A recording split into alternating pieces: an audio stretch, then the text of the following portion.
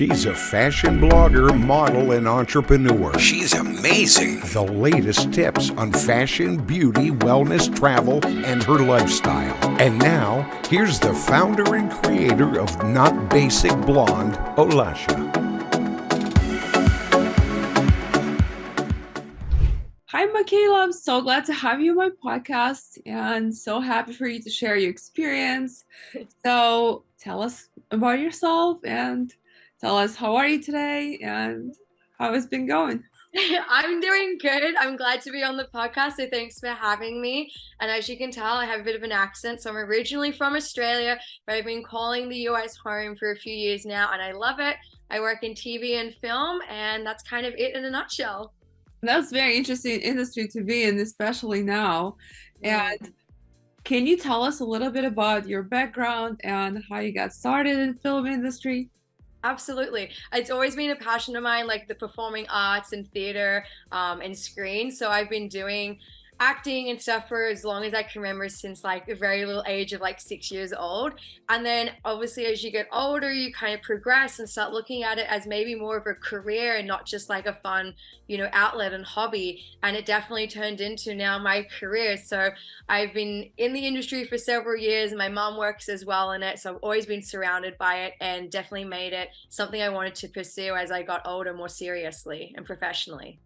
That's very interesting. And what drew you to be the producer, film producer, and TV producer? And what do you like the most about it? Yeah, I kind of fell into producing, which is funny. Like without realizing I was producing. At the time, I was producing more digital content. So like your online interviews, your red carpets, that type of digital content. And I just really fell in love with it. I liked how you could have a little more of the control to kind of steer the narrative where you need it to go, where you want it to go. And then one thing led to the other, where I made the break finally into TV with the TV show Counterplay. And it's been no turning back since. I love producing. It's a very hands-on job, so it's not for the faint-hearted, but it's something that I really definitely like to do, to be able to tell stories and be able to bring a story that people can relate to or escape with or just laugh to audiences worldwide. That's very interesting. And the actual role that you do you actually just produce, or you also write the plot and you kind of manage the whole thing when it's being produced? And how is it all done? I do like to write, like, just for the fun, like just for myself. I'm not sure if I would ever maybe write professionally. That might be something down the track to explore. So up to this point in time, I've just been working with other people who have written the scripts or developed those concepts. And majority of the time, I'll either have like a say in that as a producer, in that capacity, and see where the story will develop. For example, with Counterplay, obviously it's a TV series, so we're talking episodic, episode to episode, and I did get to have like quite a nice input in where the storyline and the characters would go, and I do like being that hands-on side. But yeah, most of the time I'm working with written material that's already ready to go and ready to be produced and brought to audiences.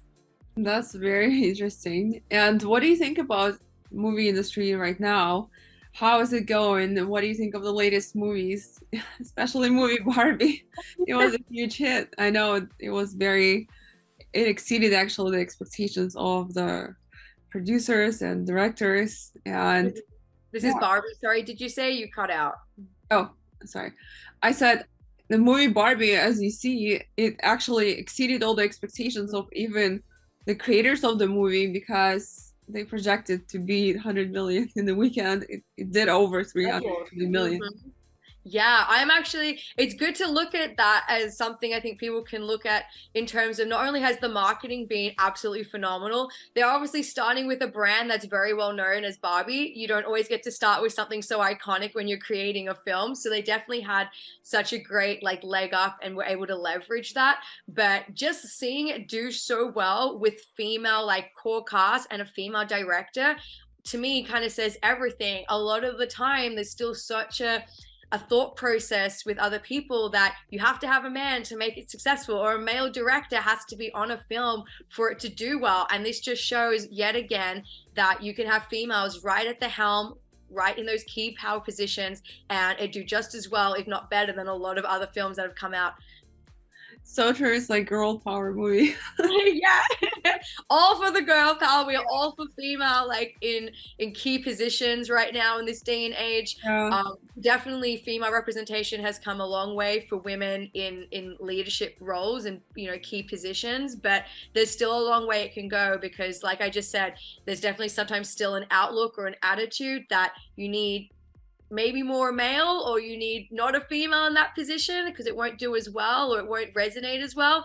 And I think females have a really good grasp on what people want. We're naturally meant to be more caring and more like mother figures in life, so I think we can nurture what audiences want to see and also like bring the power to set and bring like a more feminine approach and touch to it. We can do a job just as well as a man can do the job. That's so true. And comparing to industries as far as movie industry and reality TV, what do you think? Because sometimes they say that movie industry, film industry is kind of like short outlived because you create a movie, yes, you will show it many times, but it takes some time for some actors to gain some popularity versus reality show. They go in reality TV and they get huge exposure and they become popular, and from that they go to different brands and endorsements and other things that they become popular from and then creating their own brands. So what do you think about all this? I think you hit the nail on the head. This is all true things. I've seen it. I actually know a lot of the people in the reality space. So, that they're what you see on TV is not always what you get in person. And I mean that in the most positive way, that you can be perceived on television and on a reality show in a completely different light than who you are as a person off screen. And I do know a lot of the people on like shows that have been on like Netflix or Too Hot to Handle and The Circle and those types of shows.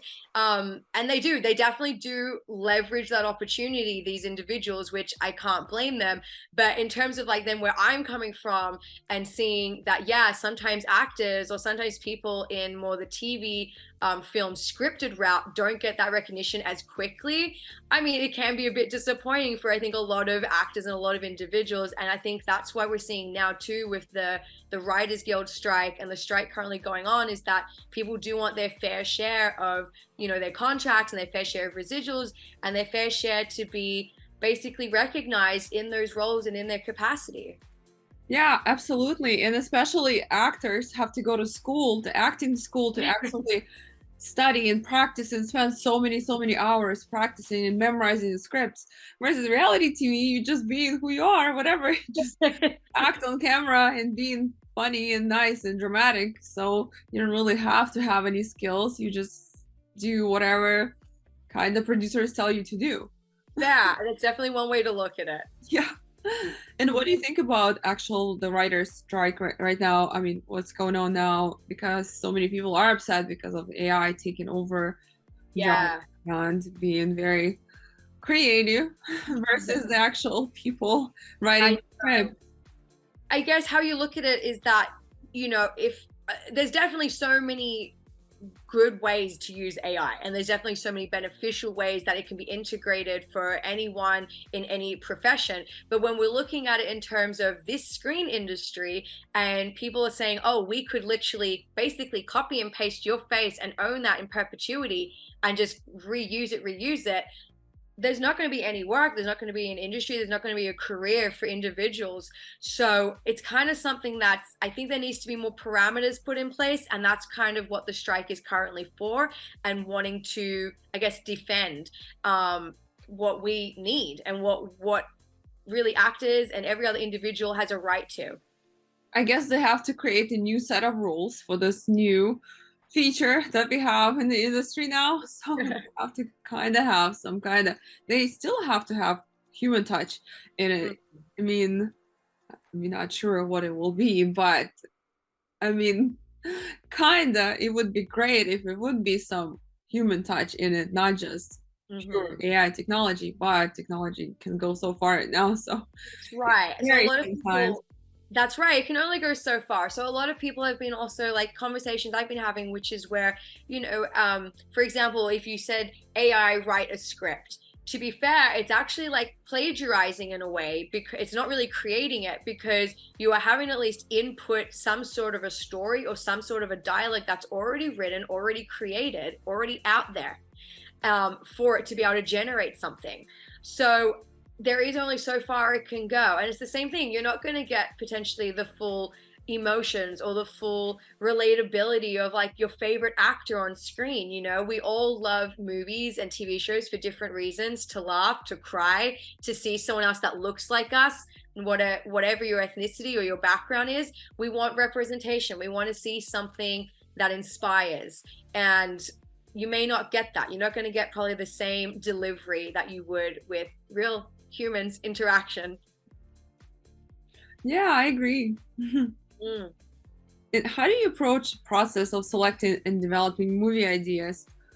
What also inspires you to create new ideas? Yeah, I love creating, just period. Like, I love a new concept. I love being able to sink my teeth into a story and be like, wow, this is really good, or like, this hasn't been seen before. So being able to bring fresh ideas and concepts to an audience is something that I truly love. When it comes to looking at what to do, I do work with a lot of other individuals, so they have something that I like believe in, that I read, and I think this is something, or like, this is something I would definitely want to work on. Then that's kind of where the conversation starts to flow and begins for my involvement. But aside from that, I generally work very closely with also my mom, because she's a writer and a director. And so it kind of goes hand in hand with what I can bring to the table. And she kind of has the stories already there. So, we also brainstorm as well. There's always things that we come up with and we go, that would be really cool. We should keep that in mind, or we should start developing that for when the time is ready and to bring that out. That's so amazing that you have your mom in the industry too. Oh, You guys can work together and brainstorm and create ideas. My mom helps me out with some of my ideas as well. And sometimes when photographer's out, I have to film like quick content. She does it for me too. So I love that. Moms are the best. Moms are always there for us. They're always there. So I love that as well. Go moms. Go your mom. How do you, also, can you walk us through the typical steps that involved in producing the movie, like from concept to release part? Yeah, so it's definitely a big process and a lot to always juggle sometimes. So from inception, pretty straightforward. It's going to be the concept, it's going to be the idea, it's going to be whoever is the writer and brings the story. It could be a producer sometimes that says, I have this story, we need to find a writer. Sometimes the person doesn't know how to write the script but has the idea. So that's where it starts with. Obviously, then you have your script, whether it's from the writer or you find a writer to pen that. And then that's when you start your pre-production. So pre-production is basically your budgeting, where you'd be filming, your cast, organizing like the film schedules, the dates, everything. Basically a lot of organization and a lot of work and a lot of follow-up. Then from there you go into production, which is essentially basically means filming. So if you're on location or if you're in studio, you're filming, you're in production. Then you have your post-production, which is going to be all your editing, all your everything once the film is complete. So your editing, your sound, your music, your mixing, all of that before it's ready to finally be released, whether that's theatrical or whether that's on streaming platforms, like video on demand, whichever way that or film festival circuit, I should also include, whichever way that you're, I guess, going and whatever your intentions are for the film or your TV series, that's basically the same process that you go through. And that's incredible. And also I know that some movies take a year to 2 years to actually create and be released. So is that true, or what's the timeline for creating a movie? It's definitely true. The timeline does vary. So, if you want to go and shoot a film today, like let's say you and I were like, let's go shoot this little film and let's just go have fun. I will put it through the festival circuit, for example. It depends. Like if we're shooting a short film, we could have that done in like 3 days. If we're shooting a feature, we could have it done in a month. So when you're talking different budget films, the timeline does vary. But yeah, some films can take a good year or two because it depends on like if the budget's big, if the actors aren't available, you have to wait for certain actors to be available from their past films or what they're already contracted to. So a lot of preparation goes into these things, but it's very rewarding when you finally get the movie made, even if it takes a year or 2 years. Does it make sense for actors to join SAG or ASTRA unions, or it's better to be independent? I know there are so many benefits and some things you have to do to join Mhm. those unions, but Yes, there is I would say like a checklist of requirements, I guess, of what you have to have already achieved or have in place to join those affiliations and guilds. I don't think it's a bad thing. It does limit sometimes the work that someone could do. So for example, if they wanted to go be a part of a film that wasn't SAG, you essentially can't do that. So it does potentially put you out of some jobs, but then the jobs that are SAG approved, which are majority of all the TV shows you see on TV, and the films that are, then of course you're a shoe in already for that, and hopefully you audition and land the role. So it does come with pros and cons. I think for actors who aren't at a certain level to probably remain non-SAG, because you can still work as much as you can to obviously get the more runs on the board, get your credits, build your resume, and also because there are fees when you join these guilds. So you want to be able to you want to be able to make sure you can pay your fees as well and not be like a broke actor, because let's be real, a lot of like the talent in the industry are working multiple jobs, so you want to make sure you definitely can afford that. I see. And what are some of the biggest challenges you face as a movie producer? Some of the biggest challenges, I guess, on the topic of AI, as we were discussing, that's definitely something now that is making looking at different things and different ways of doing things. So I wouldn't say maybe it's a challenge, but it's definitely forcing individuals to look at things in a different way and for us to tackle things in a different way than we haven't probably before. Do you suggest for someone to go to acting school or just try out and kind of do a trial error, try out your talents and kind of become more experienced as you get more roles and starting small and going bigger after? You know, it's a really good question because you can do all the training and do all the studying, and you can develop bad habits. I've seen it firsthand with certain actors. Sometimes the greener the student, sometimes the better. And sometimes it's more moldable because they're so much more fresher and eager to like put things into place. Whereas an actor who's maybe trained has like different like habits and can't break those, you know? And it takes a little longer when you're filming, and then that's obviously time is money. So I think there's a good balance you need between the two. If you're someone who can't even like afford it, then don't even worry about it. You can hone your skills another way. You can self-tape, you can get scripts off the internet these days, you can do community theater. There is a bunch of other ways that you can still kind of get your toes wet and build yourself up, like you were saying, with just hands-on experience. And then if you can do the acting classes, I think it's best to find something that like one only, or like one acting coach in particular that like you work well with, instead of going and doing like a bunch. You don't need to go and be doing like 1,000 different ones, you know what I mean? So I think it's kind of like a bit of like 50-50 on that one. I love it. I know so many people that done acting school for years and never got really big roles. They done short films, small films, but never had major role. And I know people who just started became an actors and they started getting roles on Netflix. So like you said, it's totally It's sometimes 50-50. It's the individual. It's yeah. also like the drive, I would say, like the person's work ethic. I think this goes for like applies for any industry, but if you're someone who's just kind of thinks like opportunities are gonna come like your way and like just fall in your lap, like that does not work like that. I wish it did. You kind of have to get out there and make your own opportunities, or put yourself forward for things that people may not even look at you for specifically, you know? So put yourself really out there and make sure you're trying to source as many options and opportunities as well as whatever comes your way. Yeah, so true. What strategies do you use to market and promote your movies, and how do you measure your success? Oh, good question. So, in terms of marketing, you definitely want to always have something in place, whether it's like a really cool like artwork and poster, or doing interactive things like with the cast, like cast cool fun videos like behind the scenes. I think people always want to see like the realness of like a cast, and I think that really helps in the promotion. Obviously, if you have like a bigger budget, marketing would be fantastic. You could do advertisements, you can do like so much more, and then a lot of press. I find press to be one of the absolute best things you can definitely do to get the name or the brand out there.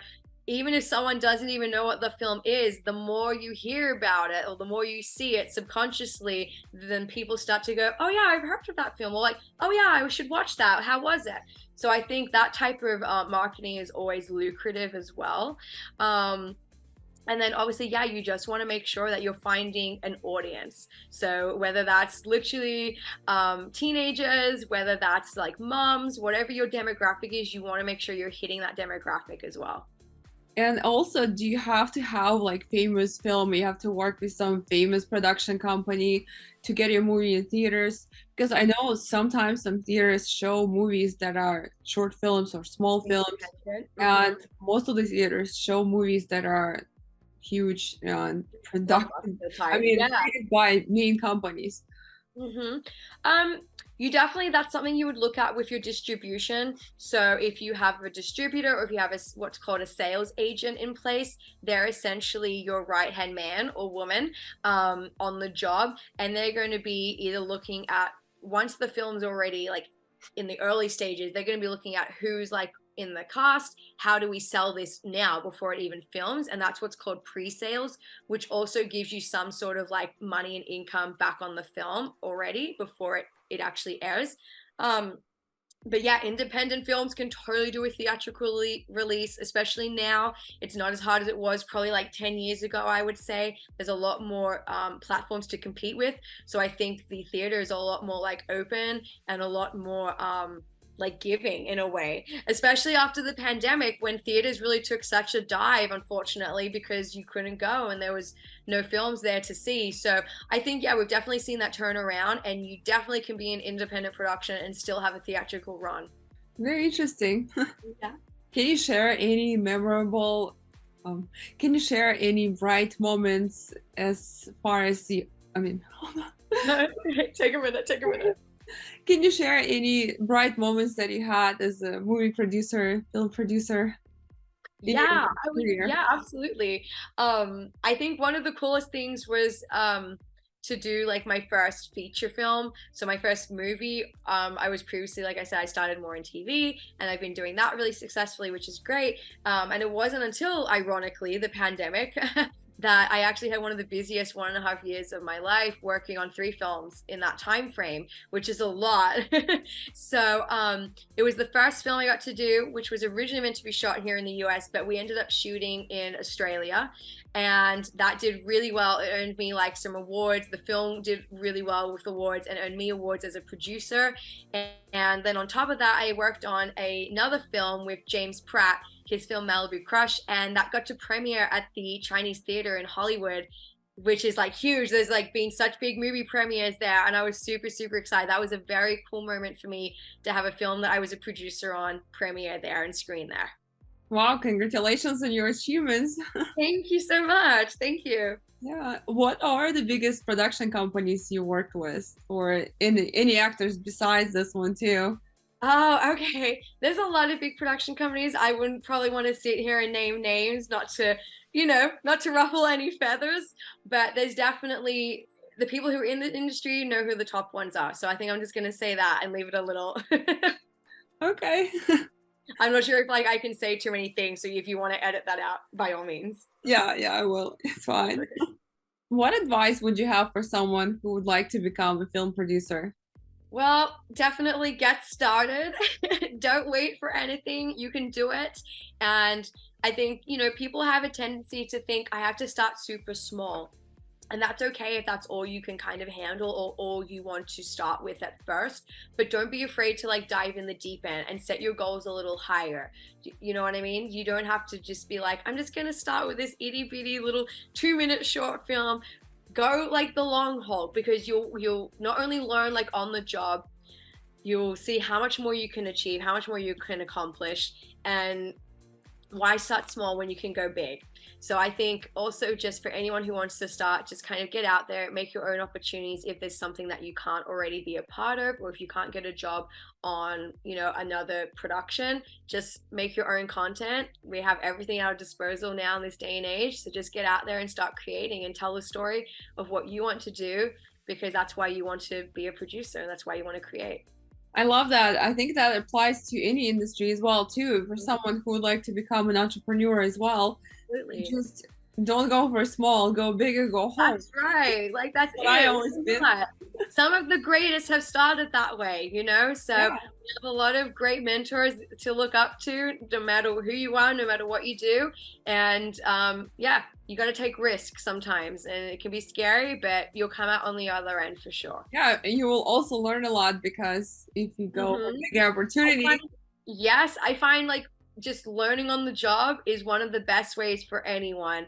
I have a friend who like I've known for like so long, since like we were like teenagers, and they're an actor for like years. They've appeared on so many different shows, but he wanted to go into producing, and so he went and studied, but it's funny because when he like came to like the hands-on experience part, it was like such a whole different experience for him, and it's something that he learned way more just being on the job and like learning like day to day on set than what anything in like school or what anything like studying can like prepare you for. yeah, I couldn't agree more because studying can only get you so far, but actually you have to have an experience and you have to try it and you have to. Absolutely. And it teaches you stuff even about yourself. That's what I've found Yeah. at least, you know.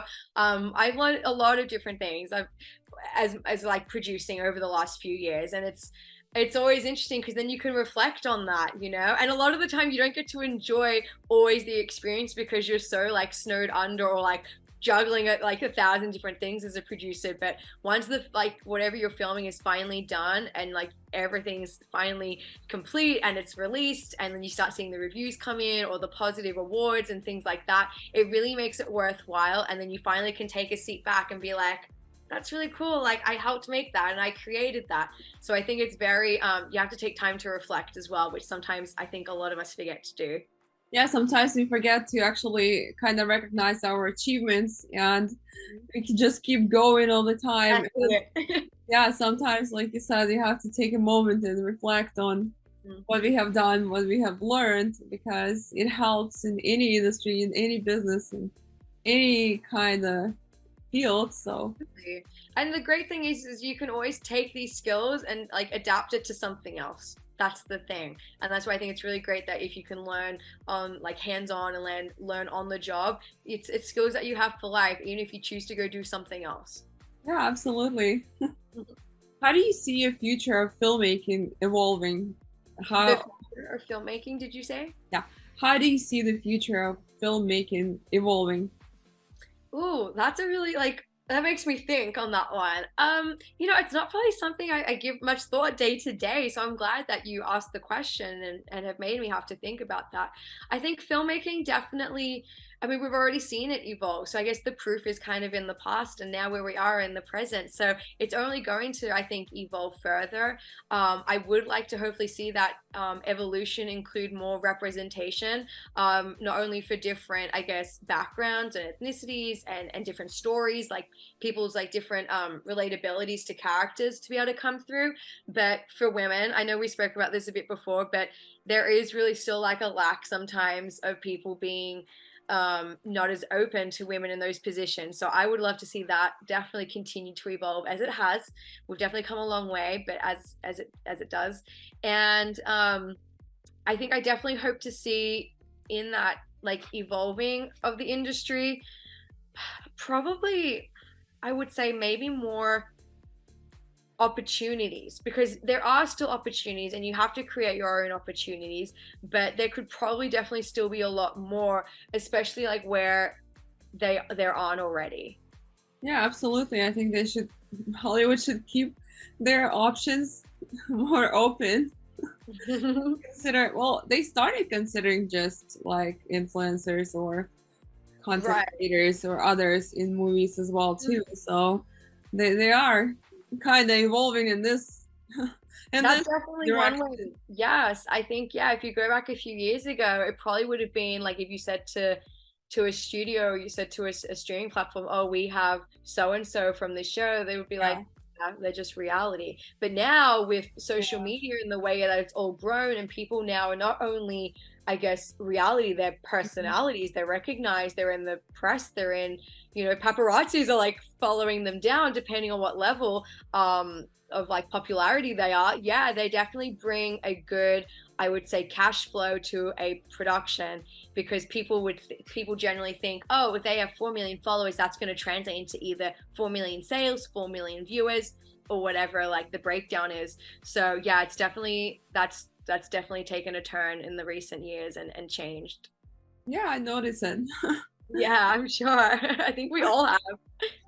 I also been in small movies. I've been in Let's Be Cops movie. They were filming it in Atlanta. Yeah. You filmed in Atlanta with Nina Dobrev is in that, right? Yeah, yeah. And also I was in the movie Satisfaction TV series. I think it was Cool. Australian movie or something. Yeah, that's so One of the cool. episodes, yeah, but like small roles. Like I do. Oh, well, see, you're making your own opportunities. Yeah, and you know they're filming so many movies in Atlanta now because right by my house actually, every time I pass, like I go down the street and I see the yellow sign, you know, crew Yeah, park. the crew signs, yeah, crew parking and all Yeah. that. So Yeah. Atlanta is becoming huge as far as movies now, but they still do film in LA, right? Oh, A absolutely. lot And of I movies. mean, Atlanta's always been big for filming, you know, Yeah. probably for the last several years. I mean, like Teen Wolf used to film their Vampire Diaries, so many good things, obviously so many films as well. But yeah, LA is still definitely a mecca for filming. I guess a lot of people do like to outsource out of California sometimes because there are better like tax rebates. It is like the permits sometimes are cheaper. If I'm speaking candidly, it really is sometimes just comes down to the finance of it all. But I love California. I think there's a lot of beautiful landscapes, not just Los Angeles, like California as a whole. You have beach, you have mountains, you have snow, you have forest, like you have nearly every landscape you could possibly want. So there's a lot to work with. So things definitely still film here. So true. And what advice would you give to women just in general, or maybe share some best advice you ever received in your life? Oh, just in general, be yourself. I think that's like, it's, I guess, like maybe cliche. I hope it's not, but be yourself. I feel like those who are meant to be will stick around. Those who aren't, you don't want them to be around then. If you can't be yourself with someone, is it worth it? Like, you don't want to be faking. You know, I had someone tell me recently, oh, you have to be fake in LA. And I was like, no, you don't. And they were like, yeah, like I always have to like be fake or like with who, and I was like, you really don't. Just be yourself, because the people who you're yourself with is who you want as your circle. You don't want fake. So be yourself is definitely something I would say for females, and just grin and bear it. If there's someone that's really like, I don't know, frustrating or is hard to work with, or I don't know, you're experiencing some sort of like sexism or something, because it is still prevalent, grit and bear it, and you will get through. And don't let them see you sweat. Never let anyone see you sweat. Love it. And any big projects that are coming out that you can share with us, or are you still keeping it a secret? They're a little under wraps, but some things I can talk about, definitely.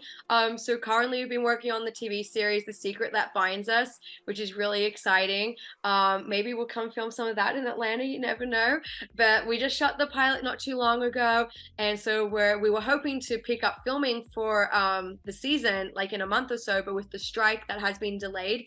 So unfortunately that's at least till that's, I guess, more fine-tuned until we can at least get interim contracts and all that sorted. So that's a bit of a process, but that's a great drama thriller series that I'm really excited about. There's nothing really like it on TV at the moment, so I think that's definitely going to find its audience and find people who just love that type of like genre.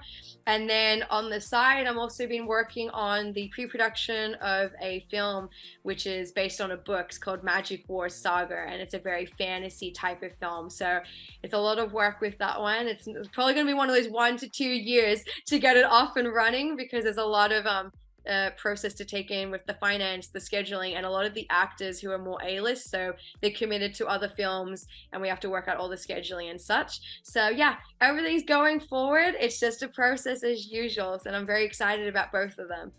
That sounds very exciting. I hope you get everything you wish for. Oh, thanks. Definitely. You got to wish and you got to work for it. So we're going to make it happen. Yeah. And where can our listeners find you? Social handles, all the information? You guys can find me at Mikaela Phillips. That's Mikaela Phillips on Instagram. You can just check out everything from there. It's got all my links, so one place. That's nice. Thank you so much, Mikaela. Thank you for being my guest. It was such a pleasure. It was likewise. It was such a pleasure. Thank you for having me. I love what you're doing with the podcast, and yeah, thank you for having me and spreading such positivity. You're definitely just such a positive, bright person, which I love. Thank you. You're welcome.